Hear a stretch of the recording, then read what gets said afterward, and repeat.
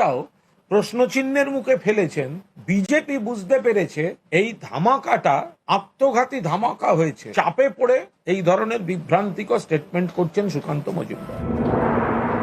News 18 Bangla. অবশ্যই এবার তৃণমূলের দিকে প্রশ্ন, জনতার প্রশ্ন নেব তৃণমূলকে। আমার প্রশ্ন তৃণমূলকে।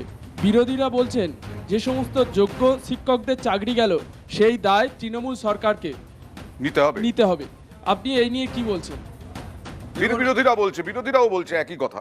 বিরোধীরা এই অভিযোগটা করছে কারণ ওদের একটা রাজনৈতিক ষড়যন্ত্র আছে।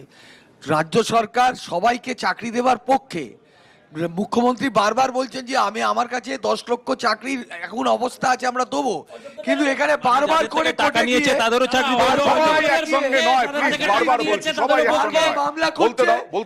সাজানো চিত্রনাট্য হচ্ছে। একজন বিচারক, একজন উকিল বাবু সিরিজ অফ মামলা করছে, করে করে এই চাকরিগুলোকে আটকাচ্ছে। রাজ্য সরকার চাকরি দিতে চায়, বেকার যুবক যুবতীদের, শিক্ষক শিক্ষার্থীরা যারা যাতে চাকরি দিতে চায়, এরাই ষড়যন্ত্র করে এগুলোকে নষ্ট করছে। ষড়যন্ত্র করে চাকরির সুযোগ হারানো হচ্ছে। দেখুন, অযোগ্যদের সরকারি চাকরি দেওয়ার চেষ্টা কারা করেছিল? সুপার নিউমেরিক পোস্ট কারা জেনারেট করেছিল? আপনারা নিজেরা অপরাধ করেছেন। আপনারা গ্রামের সাধারণ ছেলে মেয়েদের পড়াতে যাবে অযোগ্য লোকেরা। আজকে আপনারা কেন ওএমআর সিট বার করে দিয়ে দিচ্ছেন না?